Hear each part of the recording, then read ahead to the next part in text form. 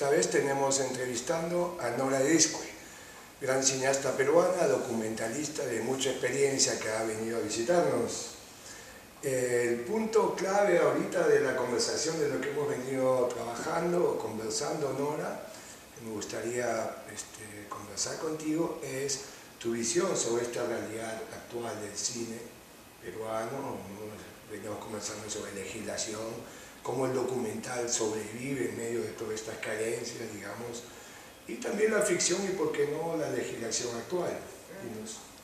Bueno, yo primero quiero saludar a los amigos y a los compañeros que nos están mirando, ¿no? Un saludo muy cálido. A María, de María Ciandro. A María Ciandro. Muy cálido el saludo, realmente. Bueno, tú me preguntabas sobre la situación del cine en el Perú. Claro, yo he comenzado hace muchísimo tiempo. Yo comencé el año 67. Era la primera mujer en hacer cine y dedicarse al cine profesionalmente acá en el Perú. Y bueno, eso me ha hecho seguir también todo el camino del cine, ¿no? La famosa ley que tuvimos primero, la 19327, que sí apoyó, que la dio el general Velasco, que apoyó mucho al cine porque dio la obligatoriedad de exhibición a las películas peruanas, las que calificaban, por supuesto, y dio obligatoriedad de exhibición a los cortometrajes. Ahí se formaron muchos cineastas, ¿no? Después nos votaron esa ley, Fujimori la mandó al diablo y el cine quedó en cero, quedó en el aire. Fue una época bien difícil, hasta que en la misma época de Fujimori sacó una ley que más o menos funciona y que no es el ideal, pero que sí está comenzando a sacar el cine adelante, haciendo milagros porque nunca dan el dinero que la ley dice, pero en fin, sí está avanzando, ¿no? A nivel de, ¿qué te parece a nivel de contenidos, a nivel de propuestas del cine peruano? Mira, yo creo que en los últimos años hemos tenido un cambio muy grande. Voy a hablar de la ficción, claro, porque el documental es otra cosa, ¿no? En la ficción a mí siempre me preocupaba mucho que yo sentía que acá en el Perú había buenos cineastas, pero que no teníamos cineastas innovadores, como un Sanginés en Bolivia o como un Glauber Rocha en Brasil. No sé, alguien que innovara, que tuviera un lenguaje propio.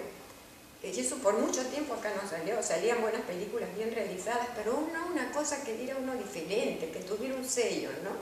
Y me parece que con la nueva generación está comenzando a salir. Está saliendo con Claudia Llosa, está saliendo con esa chica García Montero, que no he visto su película todavía.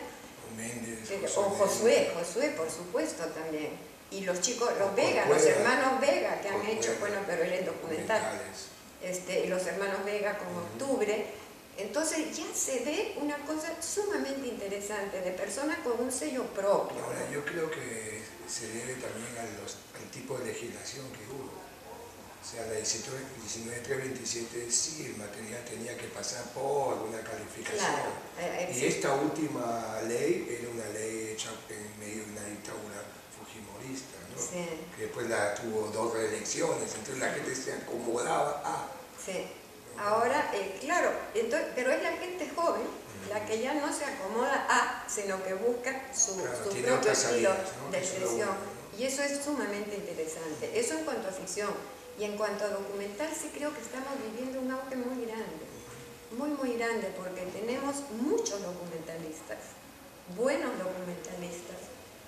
Y además estamos dentro del movimiento documentalista latinoamericano, de América Latina, lo cual es muy importante, porque hay intercambio, hay debates sobre todos los aspectos expresivos, de difusión, éticos, qué sé yo.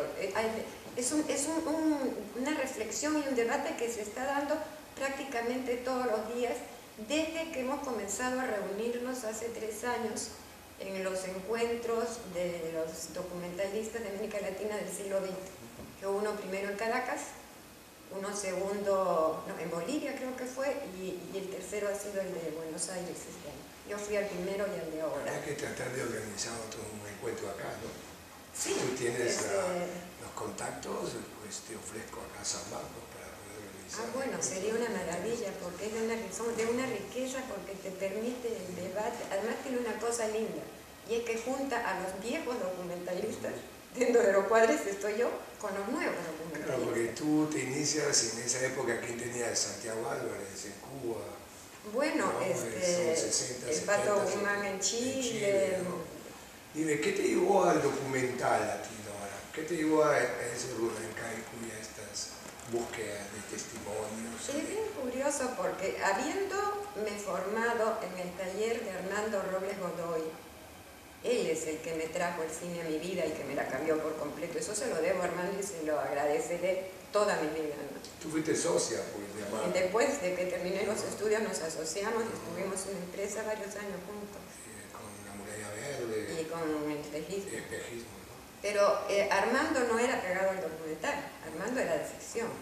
Entonces los que nos formábamos con él tendíamos a la ficción. Yo probé ficción, pero el documental me jaló inmediatamente, ¿no? Fue una cosa que nació, ¿por qué? Porque hasta que entré al cine mi mundo había sido muy pequeño. Una joven señora de sociedad, recién divorciada, con 4 hijos chicos, que no conocía más nada. El cine me abrió las puertas, el cine me hizo conocer mi país, conocer las diferentes realidades del país, y al conocerlas dije, yo el cine que voy a hacer no tiene por qué ser mío, las cosas mías a quién le interesa.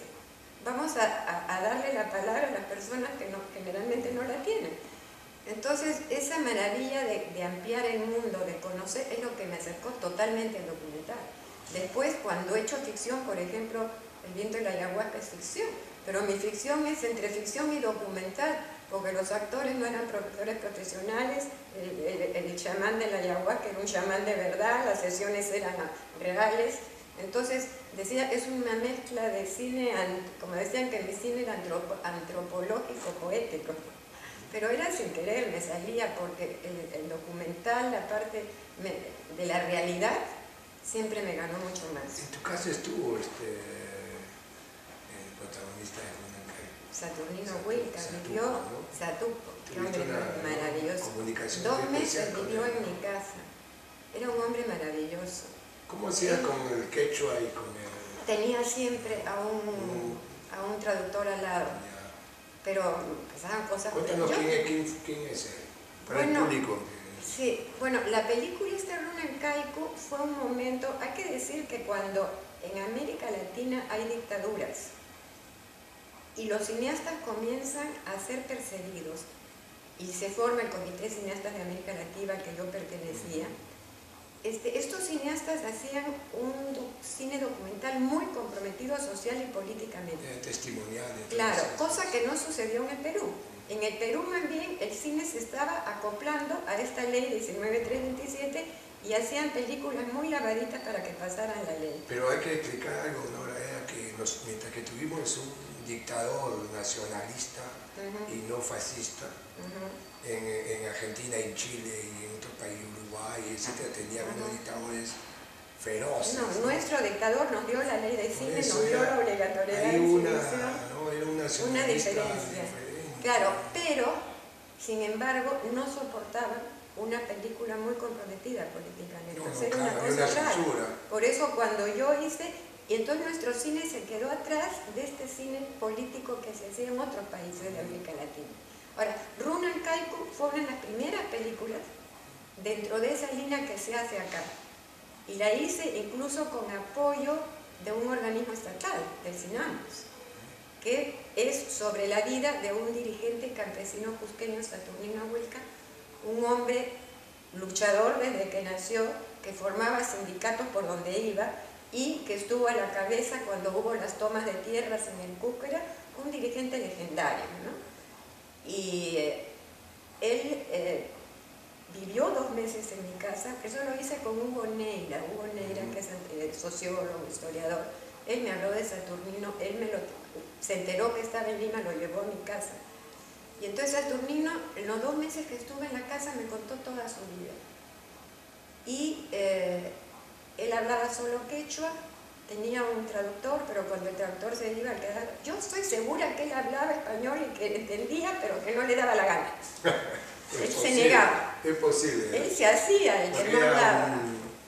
quechua 100%. Nunca quiso hablar en español ni decir que no entendía ni nada, pero yo estoy segura que sí, por supuesto, sí era inteligentísimo.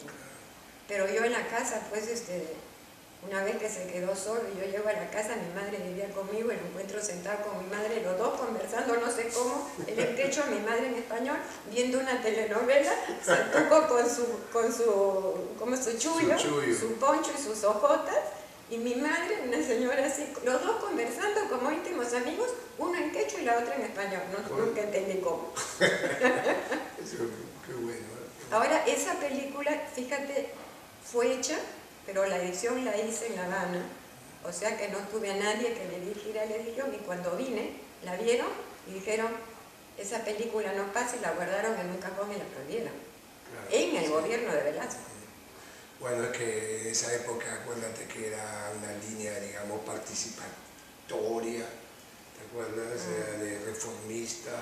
Y Santuco estaba metido en todos los levantamientos, claro, en todas las movilizaciones campesinas. A mí me dijeron, nadie te ha pedido una película sobre la represión, claro, porque la represión se veía muy fuertemente en la película. Claro que la hubo, había muertos, montones. Fue una época muy fuerte, sí, también. Nora, ¿y tu participación para retroceder a tus inicios en La Muralla y Espejismo a nivel de producción, pero también filmaste un cortometraje ahí de todo el mundo? Claro, tú tienes que acordarte, Mario, porque tú has vivido también, claro, todo esto. Yo al principio, a pesar que era socia de Armando, no iba a trabajar directamente en la película de él, porque tenía mi equipo propio para hacer el making of, o sea, ¿no? Para hacer yo mi propio cortometraje con Jorge Suárez y Ronald Portocarrero. Y era un equipo fantástico, entonces nos organizamos muy bien y la idea de la película era muy linda. Pero a mitad de camino, acuérdate que Armando se quedó sin asistente de dirección porque no le funcionó el que tenía. Entonces me pidió que yo le hiciera la asistencia de dirección. Y yo pude hacer las dos cosas porque mi equipo para el corto funcionaba muy bien. Nos organizábamos, decíamos, hoy día hacemos esto, esto, esto, y después ya ellos dos trabajaban por su cuenta y en la noche nos reuníamos y veíamos. Entonces pude hacer las dos cosas, la asistencia de dirección con Armando y el corto. Y en Espejismo sí directamente fui como asistente de dirección. Eso fue muy interesante porque el trabajo en Espejismo, creo que todos los que trabajamos ahí, de escenografía también, nos confrontamos con realidades también que eran fuertes, no estábamos en una hacienda terrible, ¿no? ¿Recuerdas? Los dos largometrajes fueron bastante difíciles, sí, los dos, sí, todos con sus problemas. Nora, de tu película, digamos, de ese salto de esa sociedad, digamos, convulsionada que era en los 70, y que tenemos un arcaico, hasta el descubrimiento de un pariente tuyo, de Elena. De Elena, tu lenguaje como que cambia en todos tus documentales, vas buscando, vas entrando, digamos, a tratar de mostrarnos la parte interior de la persona, sino tanto lo testimonial y el entorno, las coyunturas.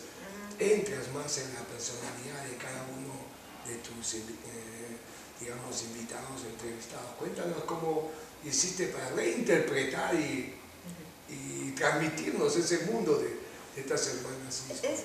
Hasta lo de Elena Iscue, porque claro, porque hay todo un camino, claro, pero lo que pasa es que cada tema te pide una manera de hacerse, porque ahí en el interín estuvo todo mi acercamiento a la Amazonía, claro, y todos mis documentales sobre la Amazonía, aparte de... Por ejemplo, el otro día que me hicieron este homenaje tan lindo, los cineastas, los compañeros de DocuPerú, rescataron una película mía, Te invito a jugar. Yo no tenía copia, claro, la había hecho en la época de Velasco, en la época de la reforma educativa. La distribución. Claro, y como no tenía copia, ellos me dieron la sorpresa de haber rescatado y recuperado una copia. La vi y era como si fuera la primera vez que la veía. Me había olvidado cómo era la película.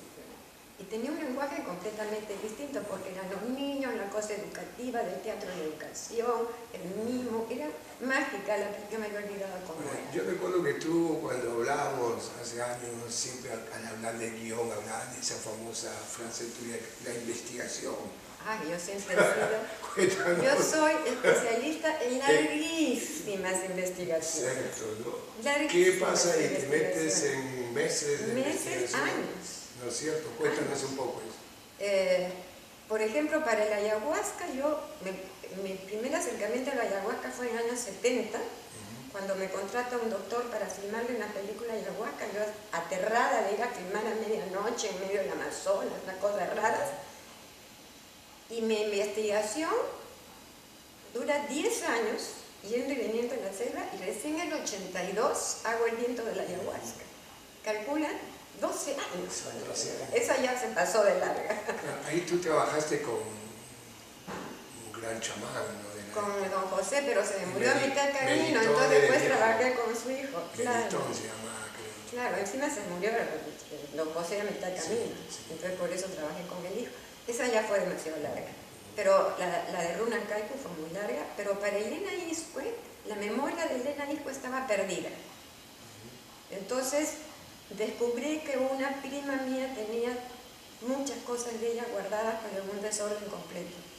Entonces hubo que hacer todo un trabajo de recopilación de este material, de organizar este archivo donde había obras, donde había correspondencia, donde había artículos periodísticos, fotografías. Bueno, era una cosa, y entonces tomó muchísimo tiempo también.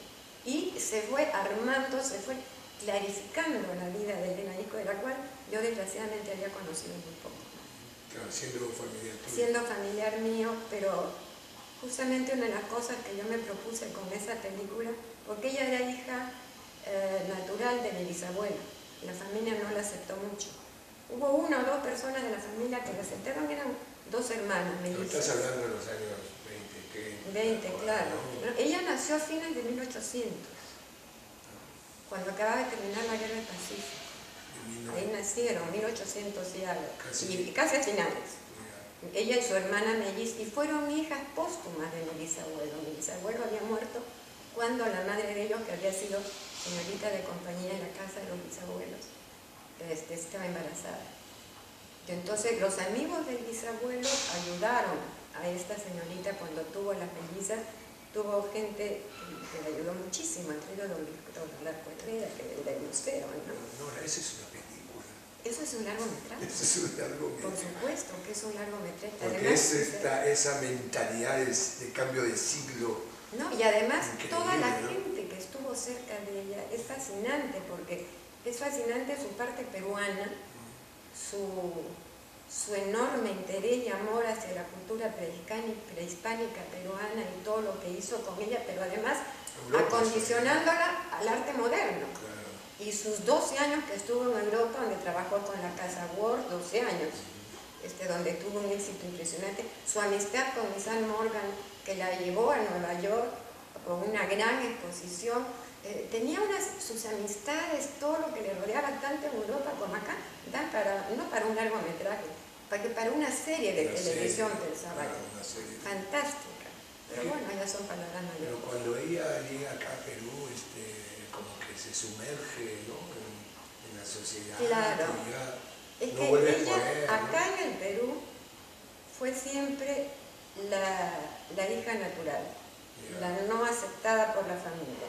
Y creció, ellas eran muy, muy sencillas, muy humildes en su modo de ser, ¿no? Y Elena era un genio, era talento impresionante, y además parece que tenía un encanto, una cultura enorme.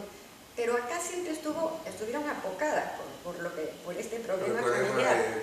Cuando fueron a Europa salieron de eso y se movieron con gente conocidísima, con grandes intelectuales y artistas, y su nivel fue otro. Pero por supuesto, curioso, regresó a Lima y volvió a hacer lo mismo de antes. Este ambiente terrible limeño las volvió a absorber. Eso se ve, también se siente en tu documental. Sí, ¿no? es muy triste en realidad. Es muy triste realmente, ¿no? Y también es una denuncia muy fina también sobre esta sociedad nuestra. Sí. Terrible. No, y yo quería decir, miren, ¿saben qué? Esta persona es de nuestra familia. Y hemos tenido esta maravilla de mujer y la hemos ignorado. Bueno, hoy día toda la familia la adora.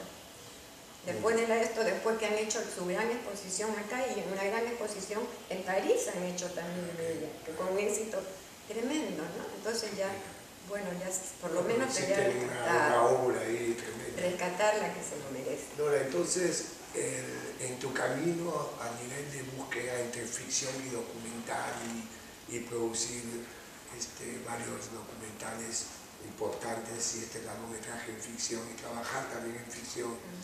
¿Qué nos puedes decir tú a nivel de, no solamente la investigación, sino como lenguaje? Porque tú mezclas, o sea, fundes varias maneras de expresiones, ¿no? Es curioso, en esta última reunión de documentalistas en Buenos Aires, yo me apunté en la mesa que trataba sobre educación, sobre formación. Y hubo un debate muy interesante. Por ejemplo, Geraldo Sarno de Brasil puso una ponencia donde decía que el estudiante de cine debía estudiar filosofía. Que en Brasil habían comenzado a poner la filosofía dentro de los estudios de cine. Y es cierto que la filosofía te hace ver el mundo de otra manera. Y Humberto Ríos, que es un antiguo documentalista argentino, un maestro también, él decía que en realidad todo el mundo quiere ser director de cine, pero en realidad uno no es director de cine, que cuando eres cineasta es que perteneces a todo un mundo. El mundo del cine es un mundo amplio, donde tú buscas formas, donde buscas lenguajes, donde buscas las realidades y ves cómo, o sea, es un mundo especial donde tú cumples un rol. No eres un director de cine, eres una persona que pertenece a un mundo donde cumples un rol. Entonces, esto te hace ver al mundo de otra manera y además seguir investigando todo el tiempo, pero ya no es investigación temática mía de la que estamos hablando, sino la investigación expresiva también, ¿no? Y el otro punto que tú dices está ligado también a que cada mundo también tiene una realidad y una legislación apropiada, problemas de mercado, problemas de distribución y exhibición. Eso nos trae a nuestra realidad, ¿no? Claro. Actualmente, ¿cómo tú estás viendo este problema de ministerio, con el cine? ¿Cómo ves tú este problema? Mira, yo creo que los cineastas actuales como que ya están sobrepasando esas limitaciones. Te presentas a un concurso con el cine, si ganas el premio, perfecto, ¿no? Pero bueno, si no lo ganas, mala suerte. Ya el poder trabajar en video y con las nuevas tecnologías ayuda mucho. Es una alternativa. Es una alternativa. Entonces, qué sé yo misma estoy metida en un nuevo documental ahora y conseguí algo de plata, se acabó la plata, sigo buscando plata. Pero lo que pasa es que ya uno no se paraliza. Claro. Ya ves la manera de sacarlo. Yo creo que ahora ya se ve eso, la gente la lucha porque sabe que lo tiene más asequible. Antes, para filmar en 16 milímetros o en 35, olvídate. Era otra cosa, ¿no? Más que costos tremendos, ¿no? Nosotros, al analizar este asunto, esta realidad tan peruana, de carencia de una legislación apropiada, de un fondo de financiamiento, de no tener una ley que propicie una cuota de pantalla, donde las películas no pasan de una semana o 20 días y no recuperan ni $100.000, qué ridículo, y que el cineasta no puede volver a filmar y que estamos supeditados a esa legislación. Nosotros, que en una investigación y un fenómeno que pasó acá justamente con Luis, con quien estamos transmitiendo, es que logramos implementar esta alternativa a través de la web. Me parece una maravilla, lo felicito porque es fantástico. ¿No? Y tratando de testimoniar y buscar a los cineastas sus materiales, analizar realidades, ver lenguajes y sobre todo descubrir que es a través del video y la web que es una pista pues repleta de todas las posibilidades y todas las expresiones que han dado un vuelco tremendo, ¿no? Eso nos lleva a que puedes hacer películas con teléfonos, con cámaras, con camaritas, con lo que tú quieras. Eso lo voy a cambiar completamente. Los soportes ya no son Y no solo hacerlas, sino también difundirlas. Claro. Porque tampoco uno antes hacíamos películas para que estén guardadas en un cajón. En un cajón. Eso era lamentable, ¿no? Y el otro punto que me gustaría conversar contigo, y viendo que estamos ya casi en la hora, es cómo tú estás viendo esta relación de esta legislación y esta realidad de Perú, pero en América Latina. ¿Qué está pasando? Yo creo en Iberoamérica, porque por ejemplo no participamos en Ibermedia. Sí, participamos. Después de una lucha tremenda, pero bueno. no para el documental, pero... ¿Quién ganó ese premio? ¿Qué pasa ahí? Pero sí estamos, o sea, se ganó que el Perú, se peleó mucho y se ganó que el Perú entre en nivel medio. Y es más, este año casi no entra y se logró que entrara. Ahora, si salieron menos premios fue porque creo que la persona que fue pues no la peleó bien, no la llevó bien. Pero yo creo que nosotros sí estamos atrasados en cuanto a las legislaciones de otros países. Aunque en todos los países hay problemas. Siempre las leyes son perfectibles o hay algo que ya no funciona.